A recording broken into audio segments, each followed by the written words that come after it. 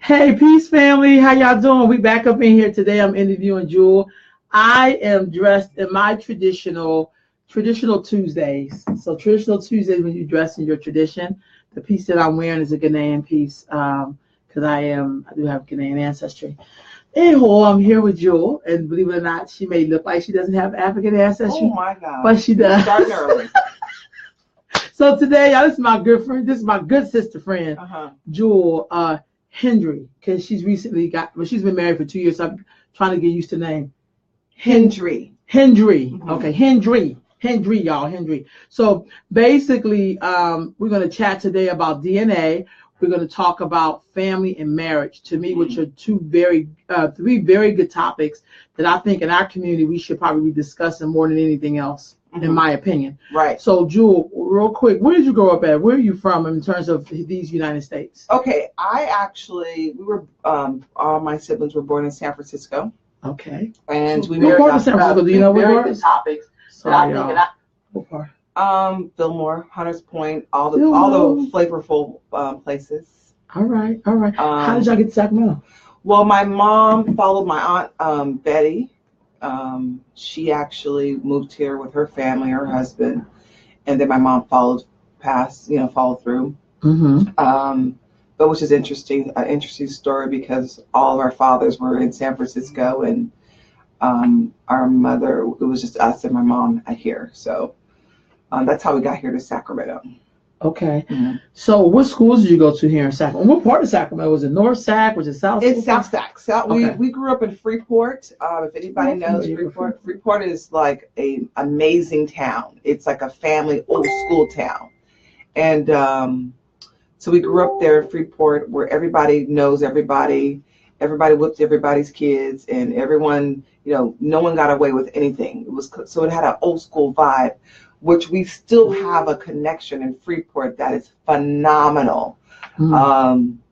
If someone passes away, if there's we have an annual picnic at the Evelyn Moore Community Center every year. We try to have it every year, and it's so beautiful. You see some of the elders there, you see some of the new babies. So I'm so blessed to have come from a neighborhood like that. Real talk. What schools did you go to? I went to John Cabrillo. I went to Sam Brannan, and I went to Kennedy High School, but actually ended up leaving Kennedy High School because of the dynamics of everything going on there, and me, just the whole fighting aspect. And I kind of, my spirit doesn't work like that, so I ended up leaving, chose to leave, and I ended up going to a school that was really not where I should have been, called Argonaut back in the days. Oh, I remember Argonaut. But I went there because I wanted to work, and I eventually moved out of my house at 16 years old. So I had to do that, and my walk was a little different, so I had to move out. During your walk, Jewell, and Jenna says, "Hi, Jewell." Who's gonna remember Jenna? Hi, Jenna. Just got married, right? Yeah. No, Jenna ain't married. Oh, no. You ain't get married this year? No, I'm just kidding. No, but Jenna has been all over the world, I can tell you that. In your walk, did you ever wonder what you were, like being African American, black folks, like we part Indian. Black folks, not all, but a lot of black folks, I'm talking about being mixed with Indian. But when you were growing up, did you ever think about that at all in terms of what your DNA was? No, I didn't think of my DNA, but my mom always had us to be proud of being black. And she lived in the Bay Area, grew up out there and stuff. So, and she knew some of the Black Panther Party out there in Oakland. So she knew people. So she was always, and her being from Georgia, Ocilla, Georgia, that was something that her experiences, her picking cotton, her experiences in life, her walk in life was very different. But she always made sure that we should be proud to be black. So that's how I grew up with that. But not knowing where the tribe or anything, information like that, didn't have that. That wasn't something. Did you know at least your Southern roots at all? Southern roots as far as my grandparents. Yes. Like what part of the South y'all could be from or are from? Or? Yeah, mostly on my dad and my mom's side, it is Georgia. My dad is Decatur, Georgia. My mom was Ocilla, which is like a rural area. but yeah, definitely Georgia was the southern roots. Okay. Wow, this thing is really a trip. So basically, Jewell has done her DNA, and in all seriousness, we joke a lot. One of the things I love about Jewell and a few other of us, like when you was growing up and people's like, I'm mixed with this. It will always be something other than black. Right. And so which used to be so annoying. But in all of us in our adult years doing the DNA, how proud we are of our African. Absolutely. Like our DNA tested somebody, I think they had like 6% white, and they was harping on that. It was like, like you're 92% black. So I mean African. So no celebration with that. But that's a whole other story. Right. Growing up, and being lighter complected. No, for real.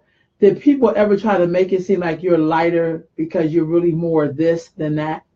Like how you thought I was going to be less black than you? I have to deal with this. Well, here's the thing about it. My mom is not as is lighter than I am, and so is my dad. So they look a little pale, honestly. But I never associated that with being mixed or. To me, being mixed is not something I was proud of. That's just my perspective. Okay. And my mom, I remember at an early age, her looking at darker complected people like better than. Not to say it's better than that, but she always saw the beauty in it. And so much so my brother Lorenzo, who was dark, she always like, oh, this is my chocolate baby. She kind of made us feel like that was something to be proud of, opposed to, hey, we're lighter skin and this and nah. She wasn't. My sister also is actually not is lighter than me as also. So that is something that my mom made us to be proud of, being black, and dark was like superior, basically. So for me, I have not issues with it. I'm more in the lines of I'm not in love with the oppressor. That's what Miss Rose says. I'm not in love with the oppressor.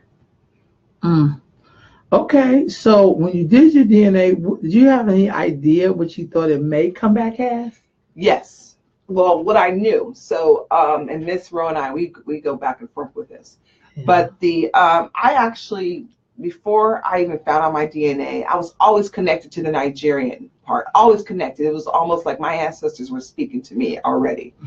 So before, years ago, I worked at this restaurant called A Taste of Africa. I was a chef, and I love food, was so inspired. But one of the things they didn't teach me, they taught in school in San Francisco at the CCA, they taught North African food, different things, but they never taught East or West African food. So when I got a culinary school and moved back to Sacramento, I said, I want to learn West African food, which is mostly my roots. There's a lady that owned the restaurant, her name was Judy, and she was she had a passion for food. And I would find these different ingredients, and I'm like, what is this? I was so connected to the food that I felt connected to it. So I always knew that I was Nigerian, and people would say, you look like you're Igbo, you're this. So everybody claimed me. I have Kenyan friends that claim it too, and I've seen women that look like me that were Kenyan, body structure, everything. So I really knew that it was going to be Nigerian. And that I knew. So when I found out, I was so emotional to get. It felt like I was connected to a tribe, and I actually joined the Nigerian Association here, and they embraced me as if I was one of theirs. And the sad thing is, I haven't yet been to Nigeria yet, and I want to absolutely go there. You gonna go? Absolutely. Your niece is in here, so I gave you your heart. Also, Sister Shannon said, I see that on both sides in the Lakota community. If you are lighter, then you aren't dark enough. But if you're dark, then you are too dark. Yeah, I think that's white supremacy. When I hear that, honestly, I'm not sure if we did that before white people came. I'm going to put it on them like that. But I also think, and let me just say this about that. I also feel like it's not the whole community; it's the people in the community. Right. I think sometimes we do this generalization of our I'm not dark enough for this. Maybe for the person. But I've been in communities where when I went to Standing Rock and I was up there with the Lakota at Standing Rock protesting, some of the women thought I was like, mixed with them, So I think at the end of the day, we're like all family, because I understand the original people of the planet were African. So for me, I always try to stay away from people who want to create division. Right. And I don't support when people do colorism. I don't care who you are. I'm not going to support it. I'm going to bust you out. So if you start talking fair skin and good hair, right, you're going to get busted out. I'm just being honest. Thank you, girl. Denise said, two lovely women that influenced me the most. Oh, thank you. Oh, yeah, thank you, Unique, my niecey poo. So I would say speaking about Unique, she was one of out of all of her siblings, she was the dark chocolate beautiful one.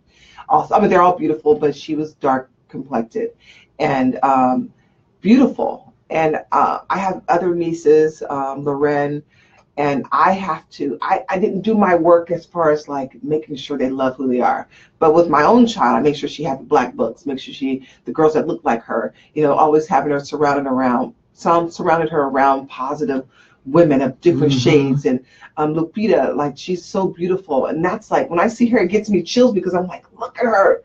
To me, that's my definition of beauty. Nothing against women that are light complected, even if you have different color eyes. That's a beauty. But to me, I look up to more of the original people looking people, opposed to not really watered down. Maybe you could say I'm watered down, whatever. I think the original people are the most. That's beauty to me. Because we come for that. I get that. Mm-hmm. So let me ask you, what did your DNA say? What's your percentages? So can we do it like this? So we understand. So when you do it's several DNA tests. I've done 4 today, but the one that we did together, which was the second time I did my DNA, it gives it to you by percentages. So it'd be like the different continents, I guess. So they had like Africa, Europe, Asia. What else is on it? Africa, Asia. They changed this thing on the DNA. Y'all see me turn to the side because there's another screen here, so I'm trying to get that down. But what did George say? Because even though a lot of Black people, we have this misconception that we're mixed with all these different things, is actually kind of like I think it's a trick by the powers that be to keep us distracted while they loot the joint. Right. And we'll be debating over what we're mixed with, even though you can't cash in none of it for the most part. But a lot of Black people that I did a DNA test on, they were just black and white. They weren't Native American. They weren't any of that. They were just African and European. So what did yours say? I think you're one of the very few ones that had a third part, but go ahead. For me, I don't remember the different ones, but Molly and no, I was kidding. No, go ahead. I'm messing with you. She's gonna come and bring it up. But one of the top one is the Nigerian 38% one, and to me that was like the most important one for me. So that I've actually latched on to that. Mm-hmm. If I can find out what tribe or whatever, which is probably not really possible as of yet. So I latched on to the 38%, the part that I knew. And that's really from my mom's side, because when I did the ancestry, I got connected to a lot of my mother's side, and they had the same kind of like the same type of DNA structure, basically. So that's where I felt like it came from my mom's side, which totally makes sense. And I remember my mom always telling me stories about the Geechee, about how her mom was Geechee, the Gullah Geechees. And I've always been so fascinated about it because I've learned so much about the Geechee women, and I see that in our women, in our side. And very strong women. You don't play with Gullah Geechee women for many different reasons. But there's so many beautiful things about them. But what else is there on my? So I know with George Jewell, it had African. The percentage of you was 85% African, right? I think it was 86, but okay. Okay, this is not to play with my numbers. No, I think it really was. I think it really was 85. So it really was 85% African, and then you had 2% Native American. You was one of the very few people I DNA tested over 40 people so today, and you were one of like maybe 3 people out of that 40 something that had 2% Native American, and then I think 11% European. Yes, that's how I think I came with less the 85. Because yours is really high. We're not talking about me. We're not talking about Miss Rose. We're not talking about me. I'm going to interview her and get her. Yeah, so I think you're right. I think you were 88. Did you say? 86, I think it was. 86. So here's the thing: if that's the case, yeah. So yeah. So yeah, you were people claiming all that black. I love it. So hers was 87% African, 11% European, and then the 2% Native American. How did you feel when you got your results of your DNA? Well, I was actually really proud to be that much African, which is more higher than yours. So that made me feel extra good. Did you hear the sentence, Jewell? No, go ahead. I heard you. Yeah, I know you'd be kind of, I like you don't hear me. But I was so proud. I was actually in tears, actually, because it made me feel like a sense of belonging, like I'm connected. Because just knowing black is not, there's no country, black, just to know that I'm connected to something other than the dirty history of America. Right. And so I actually was really proud. It was a great moment. It's been years since I've done that, but my walk is as a black woman. I always say, like Brother Keon, I'm an African in America. So, or I'm a Nigerian in America. Right. So I connect to that, and the beautiful part about it is that when you feel, if you feel that way and you're raising children, and when you see your children have the same feelings that you do, it's amazing when you have your children that walk and the same stuff like that. And I did her DNA also. So she did her daughter's DNA, Zori, with her beautiful self. What does Zori's DNA say?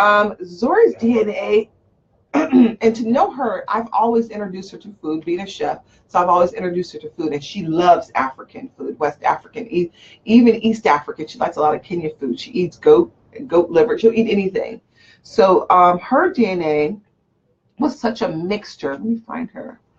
And when we say mixture, that's because in America we think just like the diversity. African. Right, because when we say diversity, we think it means one white person, one Asian, one like a 10 million white people, and then one black person. But when we say mixture, even for myself, for my own DNA, I did have a mixture of African countries, like 12 of them that I was mixed with. So to me, it's like the beautiful and the diversity, just like the Black Panther movie, the diversity of black people and culture and language, and that's like that's a part of our story. You know what I mean? So mixed, with her? So mixed to me, I wasn't thinking about the white when I said. I know. I'm just saying for me. So for her, she had like Cameroon, Congo was 18%. Some Mali was 18%. Benin, Togo, basically Nigeria. Honestly, I'm saying this across the river, but 16%. And then Africa, Southeastern Bantu was 12%, and she had 7% European, and then 7% Nigeria. So kind of a little mixed up. So 4% Ghana, then Scandinavian, and then Ireland, Scotland, Wales. So when she got her information, because we were waiting for so long, because she took so long to take the test, and she was just, I'm waiting to see what the heck is going to show up in this. And she was so proud. She put on her Instagram all the flags, like the Congo flag, the Cameroon flag. And she's like, Mom, this is so much. I'm not as boring anymore. And she put all these flags up. And she was like, this is one girl that I could take to an African party or a restaurant, and she's going to get her own food. She don't need to say, "Sorry, go get your food." She'll be in line. She'll be the first one in line. And I saw that showing up in her, who she was, when it comes to food. And I would go to a lot of Nigerian parties, and a lot of kids are eating pizza, and my daughter was like the only one eating fufu. And then people would ask me, "Is she Nigerian?" I'm like, yeah, fine for me, But she loves to eat fufu, pounded yam, and she likes to goosey and I make that stuff for her. And so it was beautiful to see her to be so proud of who she is. Right. So with that being said, did it make you want to learn more about it? I mean, you always are always learning, right? But in terms of when you get your DNA, did it make you feel like, I don't know, did you change anything in your house? Did you take a name? Like, because back in the day when we discovered we were African, right, it was just like everything. We didn't know where we were from, you know what I mean? But we did start, wearing head wraps and, changing names and all that. What did that really make you feel like you wanted to do? Well, I think for me, I've always connected with being African, not knowing where exactly. I think the whole Nigerian, what changed is I wanted to be part of the association, and the Sands. Now, I don't want everybody to be joining that because I want to be the only one, really. What's the The Sands? Sands is the Sacramento, oh my God, they're going to kill me, Nigerian Association. So Sands, I'm sorry, you guys, if you guys see this, but it's called Sands is a Nigerian Association. But I could have got the acronyms wrong, I'm sorry. All right. But I belong to that, and that's one thing I changed. I changed by being part of that. Now I kind of took a step back, but we'll get into that later. But it's that's what I did. So what made you take a step back? I'm just curious. No, it's the whole family piece. All right. Well, yeah, you say whole family piece. No, because if you want to, I don't know if you're gonna get into that. I took a step back from it because my husband was a little indifferent about it. It was something I was very passionate about, but I think he wasn't so proudful about the whole Nigerian connection. So I'm not sure if it's because he was threatened by it or because he saw it as something else occupying my time or what have you. But that was something that I was very passionate about. But eventually I'm going to, go back to do it. What were you learning about being a part of the Nigerian Association? What were you learning? They had me, I was in part of the committees. I would help with the Independence Day. I would help with picnics. They did on the 4th of July, they did a picnic just about every year. And I never celebrated Independence Day. I won't see me wear red, white, and blue. I don't represent the flag. I don't wear the flag. But so to celebrate the 4th of July with a picnic with the Nigerian Association, that to me was that kind of represents who I am as a person. That's real talk. That's real talk. So marriage, let's look at that real quick. When you got married, how old were you when you got married for the first time? Wow, I was actually 46 when I got married, so I was an old seasoned, chicken. A little bit more seasoned. I was seasoned. I was ready to be picked. But when I got married. So how did you determine what made you want to get married? Well, going to one of your workshops and, being spiritual and being connected and all this other stuff. And I was telling you this the other day, I remember you saying, we have this group and you're talking about what we wanted, what to look for and what to look for, and ask how you ask for something, what you need, and have me up in the mornings praying and talking, just having a moment early in the mornings. It's a while ago. But and then after that seminar, I think about a year or two later, that's where I met my husband. I was 40. Actually, we worked together. So it was before I was 46, so it must have been 44, I guess. Okay. Mm-hmm. But how did you know he was the one? How did I know he was the one? We were friends. We were really good friends. And we actually would have conversations, candid, open conversations. Now, of course, I'm not thinking this is going to be my husband or, right. I'm just, when I have relationships with people, I'm not thinking, this could be my husband or what have you. We were just being open and expressing ourselves. And it was a very comfortable thing. It was nice. He was good to look at too. So is he an African from the continent or not? No, he's not. Everyone thought you dated a lot of Africans. Yeah, a lot. Geez, like that. No, like like definitely. Yeah, everyone thought I was gonna marry a Nigerian man. I've had relationships with great. Well, I shouldn't say it so much like that was so great, but I've had some healthy, beautiful relationships with Nigerian men, and the way they treat women is very different. How our Black American men treat women, and I'm not saying that Nigerian men are better, or what have you, but it's a different feeling. How they treat women. People say they're bad things. They're controlling, they're this, they're aggressive, there's this. My experience has not ever been that. So I've never had an experience of a Nigerian man trying to control me or, trying to just do different things. Right. So I've never had that experience. When you were growing up, did you ever hear people talking about if you dated someone, what your kids would look like, so be careful who you date or anything like that when you were coming up with them. That's good. So what about when you dated African men? Was that ever anything that came up in discussion in terms of if you decided to get married and have children with them? Did y'all ever thought about what that would look like culturally? So here's the reason why I didn't marry an African man. Okay. And understanding the culture, and I understanding Nigerian mothers. And at that time, I knew I wasn't going to have any more kids. Okay. And a lot of my friends would say, Jewell, having one kid is like having one eyeball. I said, well, I guess I'm going to be winking for a long time. Because I didn't want to have more children. And I know that's such an important piece in the African culture. You have to have kids. So that's, honestly, that's the main reason why I didn't marry a Nigerian man. Because I knew that the importance of family to them. And I knew the importance of me not having any more children was to me. So I respected enough to know that I'm not going to have more children, and I don't want it to come up into a conversation or heated or to be a problem. That's the reason why I didn't marry a Nigerian man. People probably say, "Oh, Jewell, that's not for all," but I want to respect a family. I think it's important for you to bring that into a family. I totally get that. So Sister Sorrel here says, interesting. I've heard differently from Nigerian women. I hear that. I mean, I've heard a few people say that. Say what different? They've heard it different how Nigerian men are. She's saying from Nigerian women, she's heard different about Nigerian men.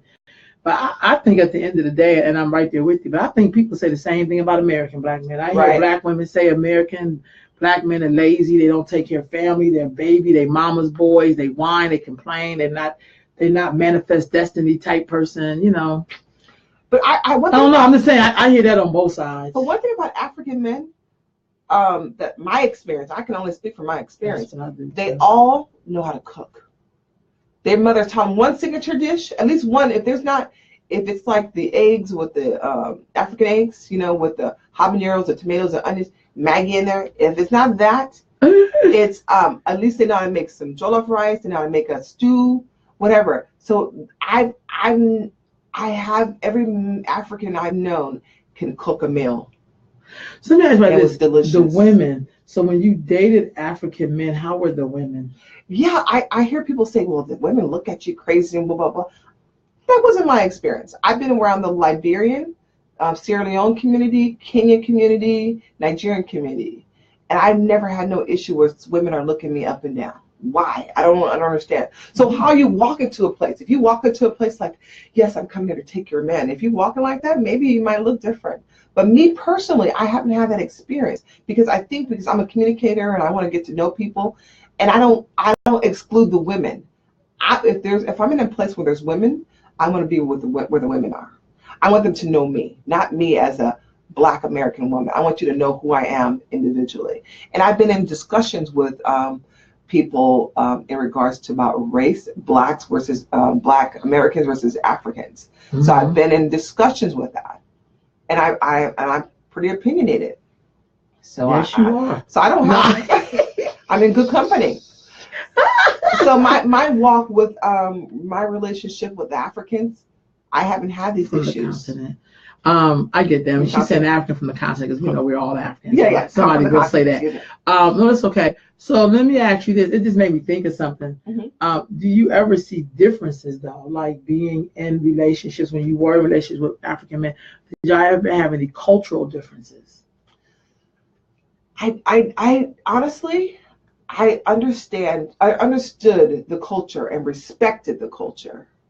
So I see all the differences because I didn't see that in a lot of my relationships with Black men. I didn't see those same things.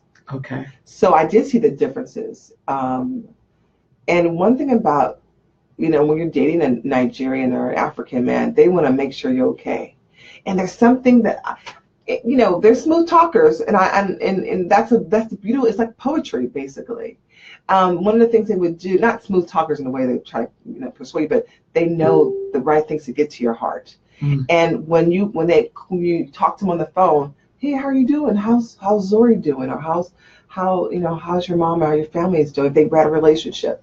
And I would never forget, I was dating someone, he was a boxer in Vegas, or Nigerian guy. Friday, and he actually met my mom for the first time. And he had a card, I'm like, and a little plaque, a little spiritual religious plaque. And I'm like thinking, I was like, okay, whatever. So I didn't find out till like 3-4 months later that the card he gave her had $100 in it. And I said, what is that? You just met her. Why would you give her money? But that was a cultural thing. Mm-hmm. And it was so beautiful and poetic at the same time.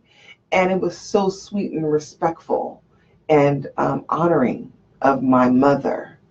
So when you have seen relationships like that, where a man is doing this to your mom, mm-hmm. It's almost like very romantic in a sense. You're like, nah. Because my mom didn't know. My mom didn't tell me until like 3 months later that there was $100. I thought, what? Why would you give money? That was like my first full-on relationship, and I'm like, what is that? But there was something very beautiful about that. So in doing your DNA, you found that you were 38% Nigerian. Right. You dated a lot of Nigerians. Did you date any other Africans from any other parts of the continent? I think I was in my 20s living in LA. I dated a guy that was from Ethiopia. Oh, how was that? It was actually, he was a sweet guy, but he was younger. Because I was, I was single. But he was younger, and he was very sweet. He was an engineering student, very brilliant, very smart. So that was interesting. But he was too young, and I knew about the Ethiopian culture also, that the chances of me actually being able to be married to this person and being incorporated to his family, it wasn't going to be easy. Because I know how they are. A lot of cultures are, not just generally. In my head, I'm thinking, you're not going to be able to take me to your mom. Despite of how sweet I am home, I'm still like, I don't want to fight with the whole clan, East African, dating this, I'm a American Black versus an East African. I knew that wasn't going to be possible, but I still enjoyed his company because he was a very intelligent guy. He was, had a great conversation. So that was important to me. But I knew at some point it wasn't going to go anywhere further than that. Sister Teresa, she always asks such awesome questions. Mm-hmm. This sister, thank you for chiming in. She said, do they treat American women differently with more respect than their own country women? I don't think so. I have my friend Kola and Woma King, and I've been friends with them for many years. And he treats his wife like a queen. His last name is King, but he treats his wife like a queen. And I saw that, and they're so welcoming. I met her husband first. I worked for her husband, and he says, Jewell, you should come to my house for a party. So for years, I would spend my Christmas, my Easter, birthday parties at this house with the Kings. And if you're from, and they're from Liberia. Mm-hmm. And if you are in the Liberian community, and the Kings in Sacramento, everybody knows them.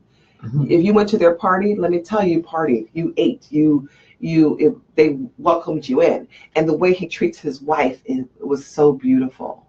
Mm. So I saw that. So maybe I don't know what. And my thing is, I'm not looking through colored lenses. I'm looking at them like, wow, look how he's treating his queen. It's beautiful. And I saw them now. Liberians, I've seen Liberians. I know another family here from the Sands community that how they treat their wife. I see it. It's very beautiful. I don't know what goes in the back, but I know that they're spending time. They're raising their children. They put their children in college. They have a roof over their head. Their wife is being free, do whatever she wants to do. She's a nurse. With Woma King is a nurse, and always smiling. And her husband has her back. Mm. Beautiful. I should have told him to come see this. So Sister Renita said, nah, there's some dog-ass African men. They are all still men. That's her comment. Sister, I respect your comment. I also think water seeks his own level. And so for me, it's funny that you asked that question because, I date an African man, relationship with an African man, and he treats me pretty well. Like, I don't know. I guess for me, even the few times I dated American Black men, it's like they were pretty nice to me. I just don't go with people who dog me. Like I don't attract those kind of men. There is something about me that if they thought about it, they would think again, because I didn't come up in a tradition where you just take anything off of a man. I just didn't come up like that. Some of us had that experience because that is how we learn to be with men. Right. You know, we accept anything. So I know that there's no good men like there's no good women. Sure. Because I really think they're balanced, but I also think you attract who you are. And Right. I'm just being honest. I mean, so hearing you say that, I definitely could bring some sisters in here to tell you, oh, I was Nigerians, they was this, they was that. I definitely know that those sisters are out there too. Yeah. But I also know But that's not my experience. But also when people talk like that, it's something that they're attracted to that. Because some of us are not attracted to good, wholesome men. We just not. Right. Some of us like some drama, like we like to emulate reality TV shows and then act like that ain't us. Repeat what Nita just, what was her statement? Oh, she was just saying, nah, there are some dog ass African men. They are still men. Let me just say this. I'm not saying that African men are better than. I'm just telling you my experience. That's why I said that disclaimer. Yeah. Like, so my thing about it is like, person. you know, I hear a lot of sisters, and I hear a lot of my own brothers told me, yeah, African men, they don't care about you. This. But here's the thing. I've seen my own brothers treat women poorly. So, and I have to say that although they're not perfect, I've went through my share of stuff, but it looked different. Because I love my black brothers, but I've been treated differently in my own marriage that I've never been treated. You know, it's just different.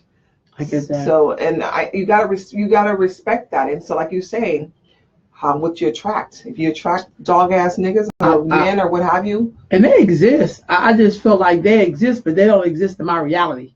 Mm-hmm. I think sometimes that's the difference. I remember once being around some so-called conscious brothers, right? And them explaining to me and my sister that there are some women that you just fuck and just treat like shit, and then there are some women that you make your wife and you don't treat her like that. Right. And they were actually explaining this. I wish my sister was here because she know exactly what I'm talking about. And we was like, he's like, but that ain't y'all marriage material. Immediately they was just like, we was like, what?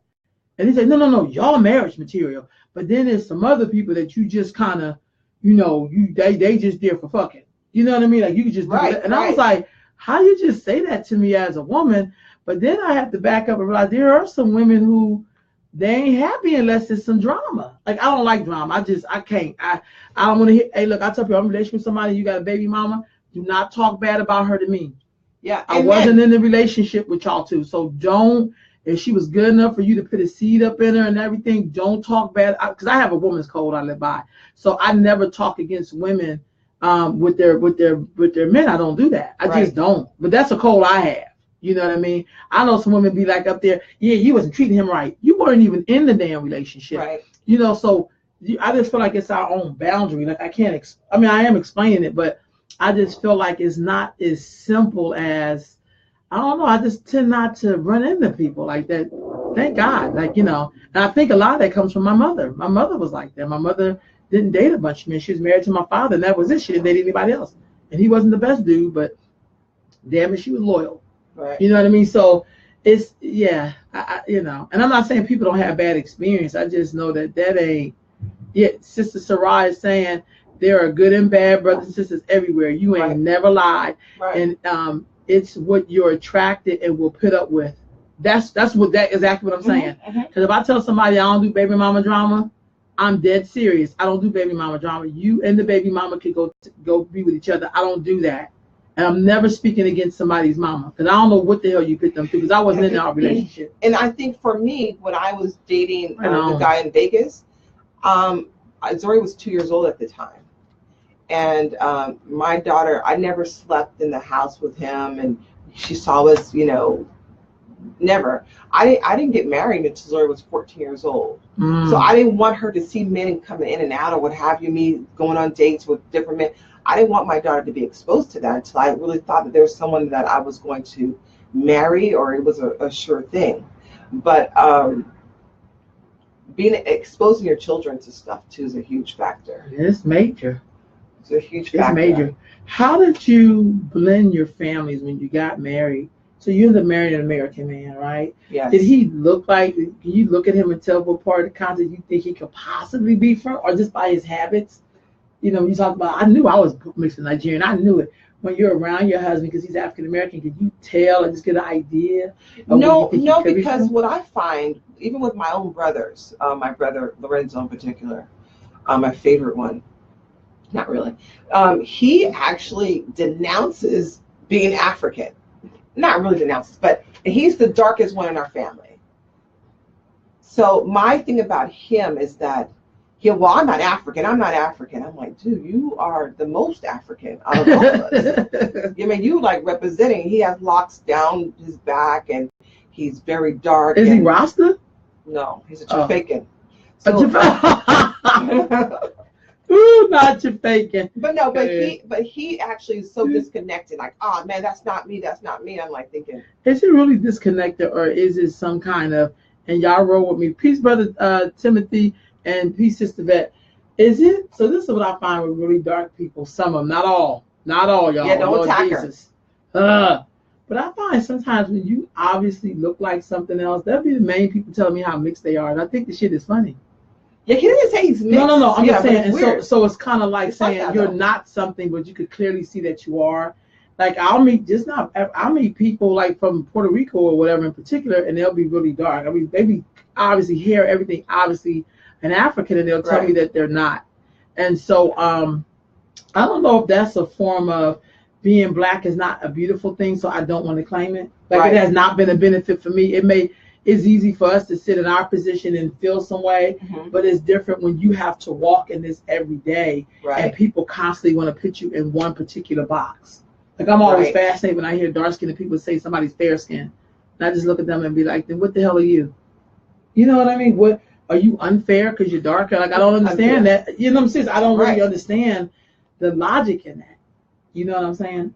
Does that make sense? It totally makes sense. And I've seen it with my brother. And my mom, I feel like my mom treated my brother better because he was darker.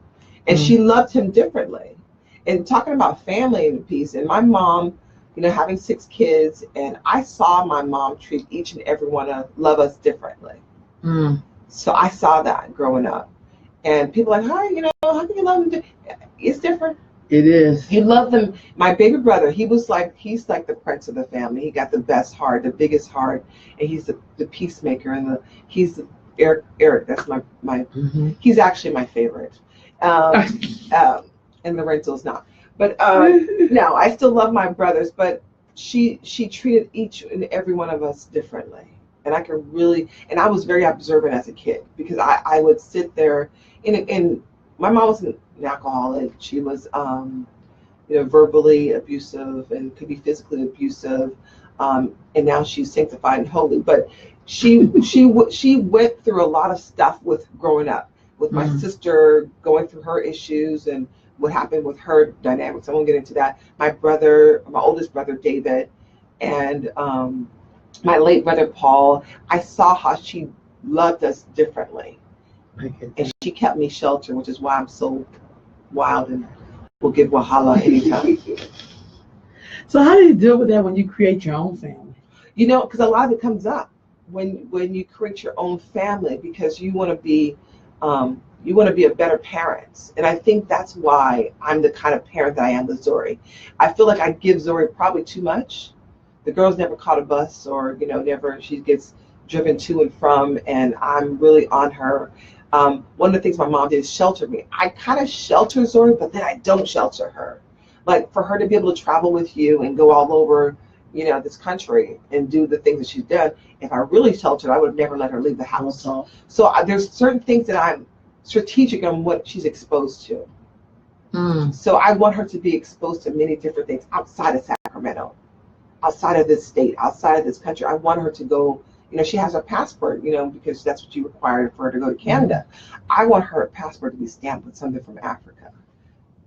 She can go to South Africa. I want her to go to South Africa. I wish I could go with her, but I told her yesterday, I said, would you want to go without me? She said, yes. I'm like, what? That makes no sense. I can see her. She's very independent. I want her to be independent and for her to travel. Her grandmother traveled Africa, all over Africa, and I want her to go to these places and travel and be open-minded and look outside the box.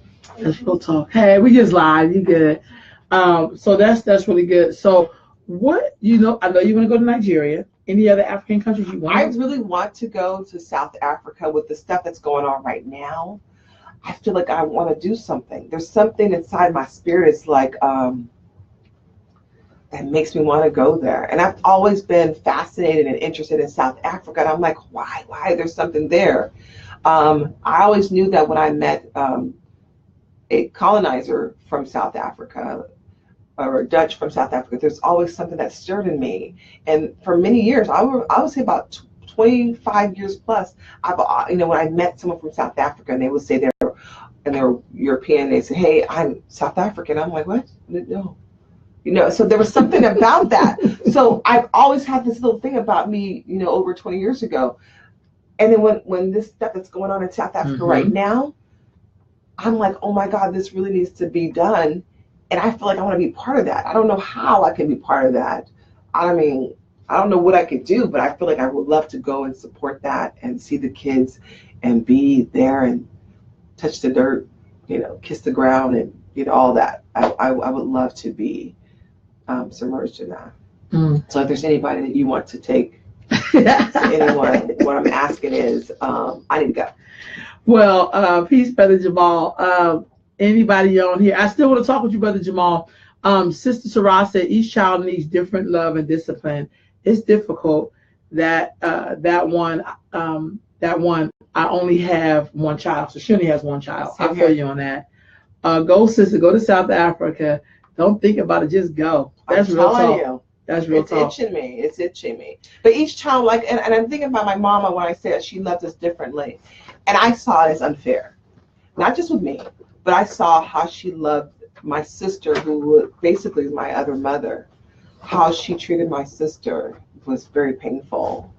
And how I saw how she treated my oldest brother, it was very painful. And then how I saw her treat my brother Lorenzo, which is a dark one, it was softer, but it was still, they're very much alike. But then how I saw how she treated my youngest brother, which is he's the jewel, actually, he's the gem of the family. How I saw how she treated him, supporting him in his sports, being there for him, giving him nicknames, and he had a nickname. Him and my dark-skinned brother had a nickname, but none of us, neither one of us, the other children, have a nickname. So, and that was like an enduring, loving thing. Do you think that has something to do with her own love for self, or lack of love from maybe the person that helped create you all? Well, here's an interesting thing. I mean, not to put my mom's business on blast, but it's the truth. My mom has 6 kids, 5 different fathers, and I'm in the middle of the 2 full Lorenzo and Eric. I'm in the middle of it. So I always felt like she treated me like she resented me for being here, if that makes sense. As if I was the reason why. Because Lorenzo's dad was in Vietnam. He came back to Vietnam and she was pregnant with me. And he used to beat her while she was pregnant with me. And it's so scary because I'm always afraid that if I ever see him, what will come up in my body? What will come up if I would say something to him? Because there's been functions that my brother has had, and I tried to make sure, hey, I don't want to be there. It is going to be weird to be at a function and knowing this is the history of what this man did while my mom was pregnant with me. So. Now that's very telling. That's very telling. So basically what you're talking about now, Jewel, is the effects of like when people get married to folks or get in relations with people and things don't work out, how do we handle when something is ended, but you still have this gift from this person? Right. You still have this child from this person. And I tend to think sometimes in some of our communities, being with child was not a beautiful thing. Right. You know what I'm saying? It's kind of like if you're used to just having babies and nobody, like when my niece was pregnant, oh my God, you thought she was giving birth to Jesus. But to me, he is the Jesus to me. But I mean, but he's just like such a joy and we love him and the whole world is evolving around him. And she got pregnant, we would do the same thing. Like we're always welcoming our babies. Right. And but I also know when you say you're a descendant of an enslaved person, 9 times out of 10, somewhere in there was that story. Like, oh my God, I'm pregnant and this, I don't own anything. This child isn't even mine. Or I'm pregnant by somebody and this person don't even give a damn because I got to baby him and the baby. Like, it's all of these other dynamics. And so when I see people like yourself, when you're a mom and you're a mother and you're a wife, and how you make it all so beautiful. I'm not saying it's easy, because beautiful don't mean easy. It just means beautiful. It's like we have to fight against all of that, which we know is in our DNA and in our line. You know, it's kind of like doing something out of necessity as opposed to doing something out of love. You know, we were created in slavery out of necessity. We were property, as opposed to now that we produce children that we love. Like you were needed, you were wanted. I created you. I was waiting for you, other than like you was a damn accident. And by the way, I can't stand your damn daddy. And Zori's dad and I, here's an interesting fact. You know, we talked about the whole marriage piece before. I think we touched it the other day. I really wasn't interested in being married. I kind of, there was something, like, I had a fear of commitment. We talked about that before. There was something about marriage that felt permanent to me. And which in fact is not. But I used to want to like get feelings of being smothered or drowning. That's the equivalent to equate it with like drowning and smothered. But that's just, I'm grown now. I'm a big girl. But so when my daughter's father, my daughter was a preemie. She weighed 1 pound and 4 ounces when she was born. And what had happened is the doctor was telling us that she was going to die inside of me several times because I had fibroid tumors and my daughter wasn't growing. And her dad would get so scared and he would not. So the first time I was due to hear her heart rate, he checked out emotionally. He was still there, he was emotionally. And I was going to culinary school at the time. He had checked out. And I said, if you can't be here for me when I need you to be for me, you're never going to be here for me. Be here for his daughter, yes. But be here for me in the sense of like, I need you by my side to, if it's good news, I'm gonna hear you. I want you there. If it's bad news, I want you to be there. And that's why I decided to actually, it wasn't gonna work between us. And so I had to go through it by myself emotionally. He was still there for me. But what had happened is that when she was born, then he was breathing sigh of relief. But I still wasn't feeling a sigh of relief because I felt like you abandoned me emotionally. And that's why our relationship worked. So when my daughter was, she's in the hospital for 3 months, and I had said to myself, I was still going to culinary school, I had to finish up, and I said, when I leave, when she's out, this is in San Francisco, once I'm actually done, I'm going to go to Las Vegas. I got a phenomenal job at the MGM Grand, which had a daycare and everything. So I left, but he was absolutely the best father and was in love with my daughter. And my daughter was in love with him. So when he passed away last year, I feel like I lost part of my tribe because he was part of the other person I can rely on that I knew loved my daughter as much as I loved her. So when you lose someone that's like that, it's so difficult. It's so complicated. It's literally devastating. I had to go to some therapy because I lost part of my tribe. My daughter lost, to see my daughter go through some hurt and to actually find her dad, dealing with that stuff. It was horrific. Wow. Wow. So how is she doing now? Because that's horrific to lose your parent, but then find them, you know, dead. Like that's, you know. How is she doing? If on the outside looking in, you know, if you're looking at her, she looks like, well, rounded, she's still a happy. She's still a, you know, it took a while for her to understand that wasn't her dad. That was just a shell. And to know that her dad was there. And there's some other trauma I had to deal with afterwards, him being cremated and me thinking that his ashes were in Oklahoma, Guthrie, Oklahoma, where he's from, which they weren't there. They were at the place where they cremated it for 3 months. So to find them calling me and say, hey, come get the ashes, you can have them. Versus we try to fight for them, they said no to us and then try to fight. So that brought on, once we were trying to grieve, 3 months, we were grieving, we're doing okay. Then we got to go back and start, get the ashes, and we had to grieve again. Then we didn't know what to do with his ashes. Like, oh my God, we didn't plan for this. What do we do? What do we do? But I didn't want to leave them at the place, but I wanted to make sure. And we still have them. And at some point in time, we got to take him to Guthrie, Oklahoma, and put him on the property where his family is.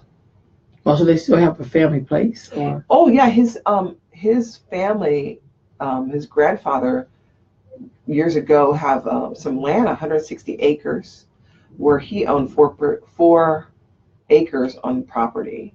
So I would imagine it belongs to Zori now. So I'm trying to tell Zori, let's go to Oklahoma and put it there. And at some point in time, I want her to build something on the property. That's what's up. So you have a rich history. I mean, in terms of like just doing your DNA, but just in your immediate line. Like I still have the picture. I think that's your great grandfather up there with the chicken. Remember you? Yes, that's my my mother's father's father, which I found great information, interesting about him, stuff about him. Like what? It sounds to me when I listen to the stories, it sounds like there was a lot of mental health stuff going on. And one thing about mental health, and I recognize it, I've always been fascinated by the psychology of people, like what makes people tick. Mm-hmm. And my mom was taken away from her mother when she was 4 years old. People are like, well, that's why your mom doesn't have the nurturing, all this. I understand that. I get that.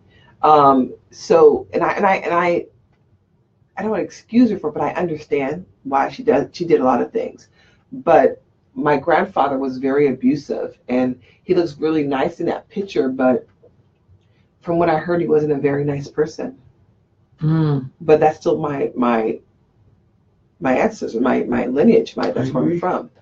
But a lot of rich culture, and I've been researching my family, and my dad's side is very interesting. I find a lot of great things about him. But the sad thing, he wasn't in my life. I didn't meet him until I was 21. Mm. So you was just like him. Unfortunately. I looked at your pictures yesterday. I was like, this looks exactly like Jewell. This is horrible. It is horrible. What's horrible about it? It's weird because I look more like my dad than his son looks like him. And he always would tell me about how, I did everything for him. I got him drums, I got him piano lessons, I bought him a car. And I'm like thinking, I didn't get none of that. So my issues with my father has I forgave my dad for a lot of stuff, and you have to forgive your parents. And I forgave my mom for a lot of stuff, but when you keep on doing things that keep showing up, it's a little difficult. Well, you can forgive somebody. It doesn't change their behavior. No, absolutely not. It's only supposed to change yours, honestly. Somebody taught me that one. No, really, like, I forgive you. You keep doing the same stuff, because that's really only for you. It ain't for the person. But then again, it's kind of like you have to love people from a distance. We were talking about that Wakanda list and people that ain't going, so we're going to do this Wakanda list. And I love when Sister Jackie Rose says you have to learn to love people from a distance. Yes, I'm good at that. Yeah. Very good at that. Am I boring you, Miss Rose? No. You know what? No. What kind of interview is this? Because I went to bed so late. But listen. So in our wrap up, Jewell, and our wrap up, what is your expectations, or what are you willing to sacrifice and give up so that Zori would have more than you had when you were her age? So I give up more? It definitely doesn't stop. I'm exhausted. Or what things have you given up even more? Oh, what have I given up? Let me tell you, I've given up more. I'm exhausted, first of all. I've given up my career as a chef. I gave up that because there was a time when I was working 16, 18-hour days, and I would go to pick her up from the daycare. She says, Mommy, I don't want to go. I'm like, what? You've been here all day. That's what kind of like made me think, oh my God, I don't want somebody else raising my kid. I felt like if someone's going to screw my daughter up, it might as well be me. Deborah, could you give my water thing and put some water in it? It's in the chair over there. My glass bottle. So I was kind of like, what I've given up. I've given up, for 14 years, I've given up relationship as far as like committing to someone and being in a relationship. And I didn't want to juggle, so I gave up that, but now I'm married. I gave up my dreams. I put my dreams on hold.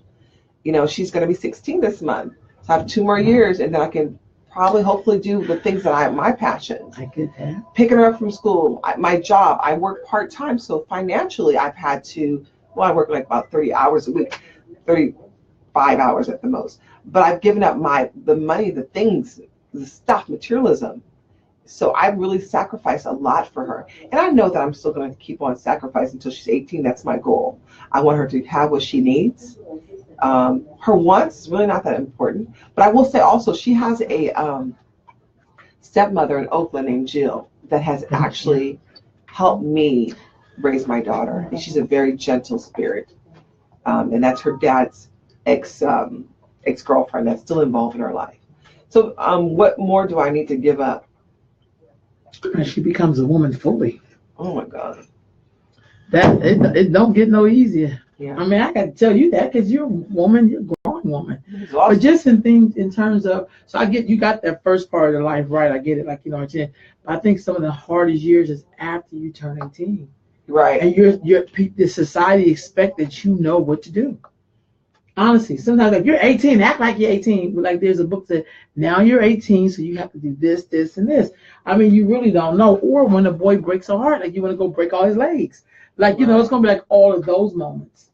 Yeah. How do you help her take the high road, or to be a lady, or, you know, or when to be upset, and when to like let stuff roll off your back, or, you know, like how do you continue to help to mold her but not make her be you?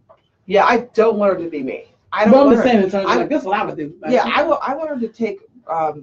You know, she's very shy when it comes to boys, which I want her to be shy. I told Zori, I want you to be shy. I don't want you to be all in the boys' face. I want them to want you, not you want them. I want them to be shy, but not sneaky. Stinky? Sneaky. Sneaky. Oh, no. Sneaky is when you be like this in front of me, and then you be really doing some stuff, and then the boy be like, she a bop, and you be like, don't talk to my nieces, and then you hear some stuff and be like, my niece did that? Right. But my thing about it, she says, Mommy, she talks to me about, like, Mom, I like him, but I don't want to talk to him. She talks to me about going all the way around the school so that she don't have to bump into the kid. And I think that's so sweet. It's funny. Because some of these girls will be all in their face. And I'm like, Zori, ask me to your party. She's like, no, that's so weird. I'm like, well, how are you going to get to know anyone? I said, but you know, that's fine. You can be like that forever. You can be like that 25, 30. I think that's also part of the aggressive spirit that sometimes I see in our girls in particular, because I work with a lot of girls. Right. It's an aggressive spirit. I get the go-getter. I get that. But there's a difference in being aggressive and being a go-getter. Right. And I see our girls, like, because I work with a lot of young girls, and I do see them, like, be so aggressive on a boy. The little boy don't even really know what time it is. That you want to be with me? What? Yeah, he don't even really understand it like that. But I don't think your daughter has that because she has you, and you've been such a great example. She has a lot of reservedness. You know, ain't nobody dealing with you with this German. He can put the German flag up here. Who did that? Oh, because Yeah, that's you? look. Oh, he's German. I'm sorry, Jamil. Who's We German? just Jamil is mixed with German. Oh. So Jamil, you missed it. We talked about our DNA, and Jewell, even though she appears the way she looks, she was actually 88% African. More African than you. See, she got to go there. She didn't even got to do all that. More You feel African me? than Miss Rowe with her gully on her head. Yes, that's right. Representing Africa. Don't get it twisted. This is my culture. So see how you got me all veered off, because you said you gonna throw a British flag up there in a minute. I ain't worried about Great you. Britain. No, I'm not. I'm great Africa. Don't get it twisted. Mm-hmm. DNA is a trip. So this is what I do with Jamil. So the way you be on me, that's how I'll be doing Jamil. I got her, Janelle.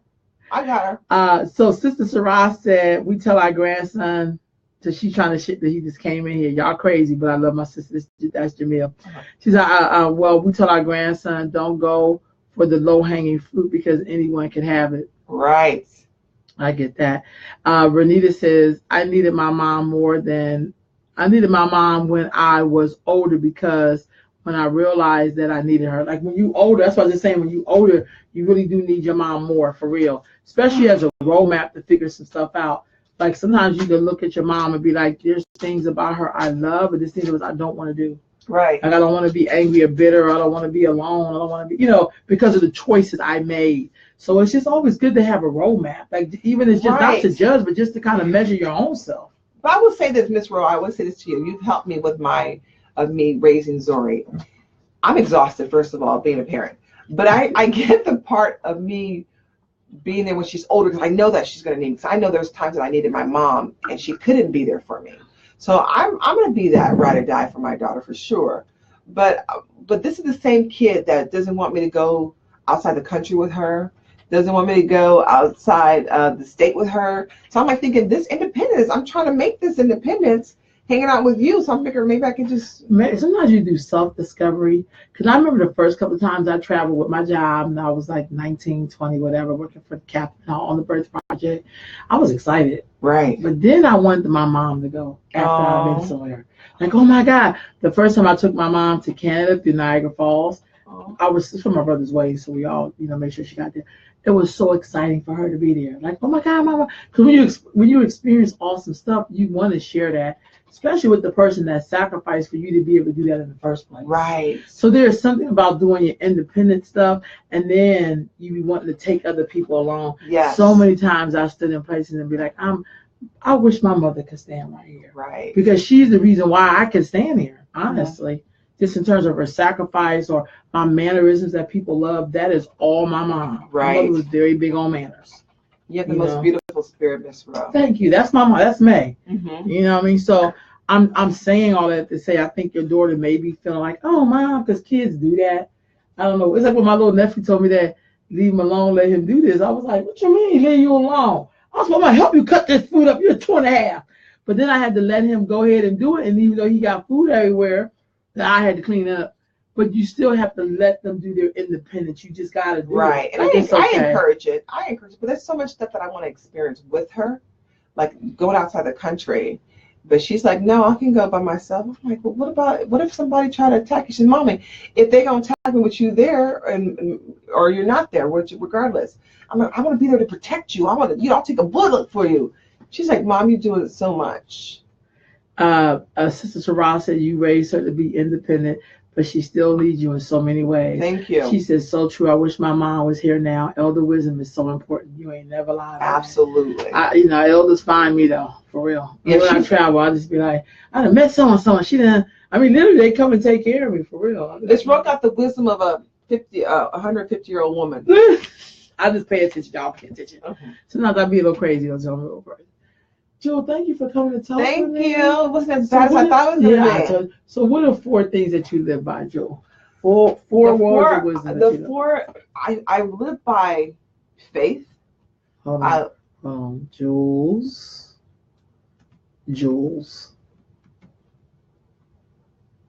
Okay. What is it? I would say faith. Why do you say faith? Because you know what? Whatever you believe in, you've got to understand that it's with the faith, you have to understand that it's part of the struggle, and you got to have faith and hope and religion and God. I would say God opposed to religion.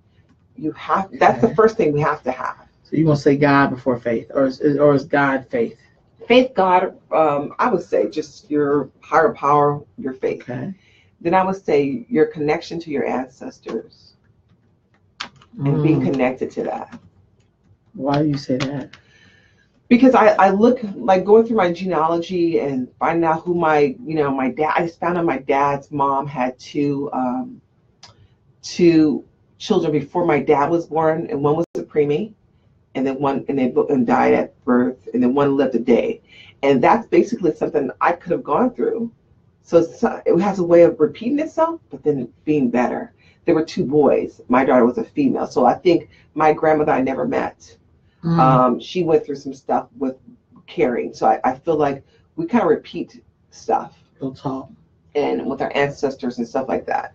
And we have a chance to improve it. So you said God, faith, connecting to your ancestors, 2 more. Right. And I would say love. So love is so important, to love yourself first. I always go for the motto, when you're on an airplane that's going down, you got to save yourself, to save your children, to save your husband. And I think it's so vital.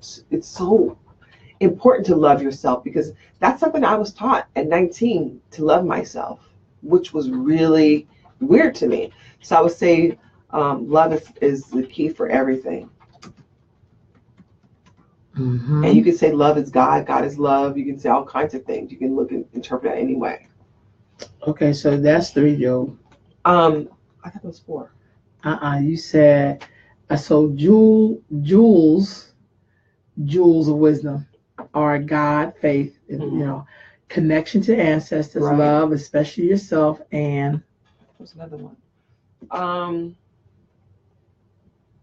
Knowing thyself, because I tell you, just knowing yourself and being honest, truth. Let's say truth.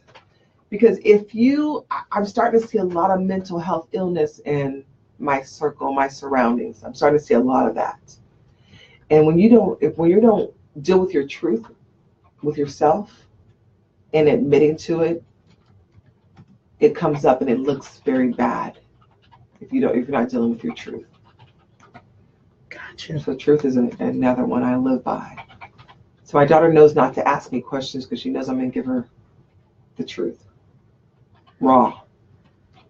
Okay, so jewels of wisdom are God, faith, connection to ancestors, love, especially yourself, and truth. Thank you, Jewel. Thank you, Mr. Rob. It was a fantastic time. You did excellent. I think we will have tea. We shall go now. Bye, family.